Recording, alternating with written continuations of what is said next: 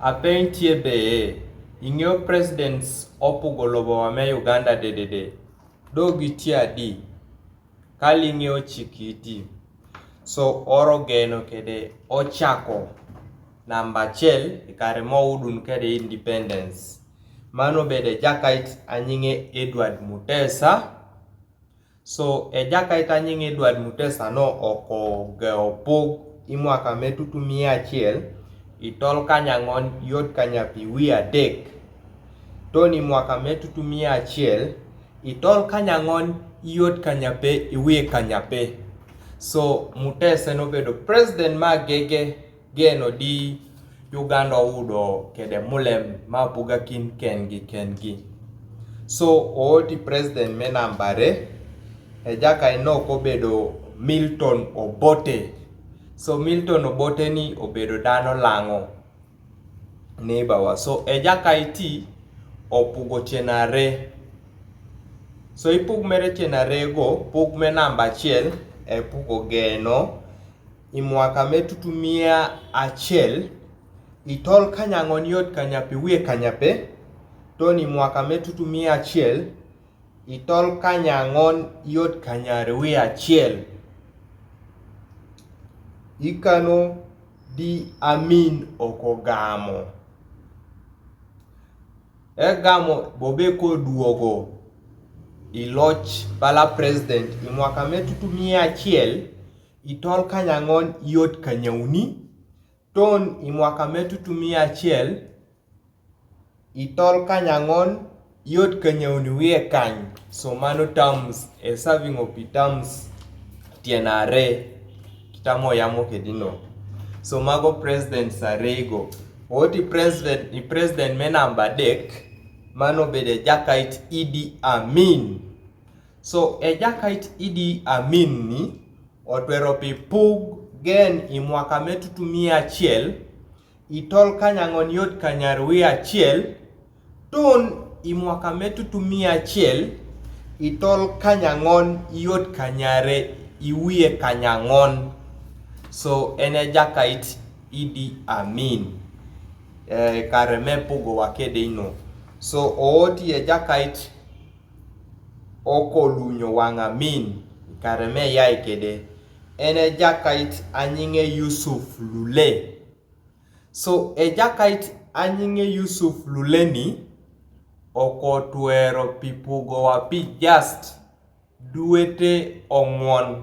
So jakait ni ogeo pog idue mare toni due me kanyape. Mani mwaka metutu 100 itol kanyang'on yot kanyare iwie kanyang'on. So jaka ni okogire won twero pugowa idue to ng'won. Doto i president olunyo wang' Yusuf Lule. Mano bede jakait Godfrey Binaisa. So jakait ni okotwero pugowa bala president geni mwaka metutu 100 geni mwaka metutu 100 itol kanyang'on yot kanyari wie kanyang'on. Toni mwaka metutu 100 itol kanyang'on yot kanyauni. So mwaka no me jakait anyinge Godfrey Binaisa otwero pipugo wan bala Ugandans. So lo lunyo wang' Binaisa obedo Paulo Muanga. So jakait ni ogeo pugowa geni due me kany toni due me to 200 mago udo mwaki nadigo. Me mwaka metutu 100 itol kanyang'on yot kanyauni. So jaka no twero pi pugowa gen idue me kany toni due me to 200 imwaka no. So kitame pugowa kedino. Lo lunyo wang' Paulo Muanga obedo Tito Okelo Lutwa.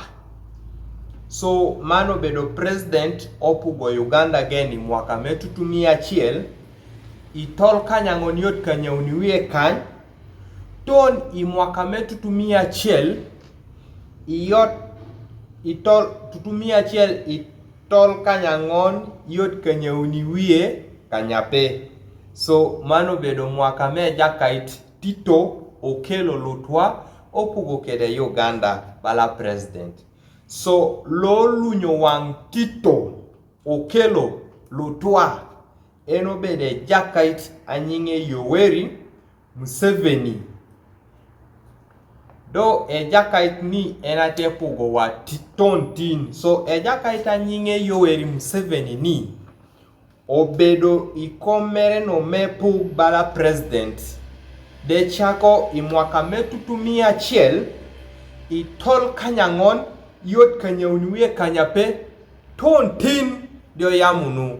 So icheko presidents outwero pugo Uganda geni karemo udunu kede independence arabo geni karemo twero nudo kede mulem mewan pogere kenwa balajo achol eno bedo presidents kanyauni ko maro gi dedede kitagi pugo wakede. So geni karemo udunu kede puerno me pugere kenwa bala jachol presidents kanyauni eno pugo wa.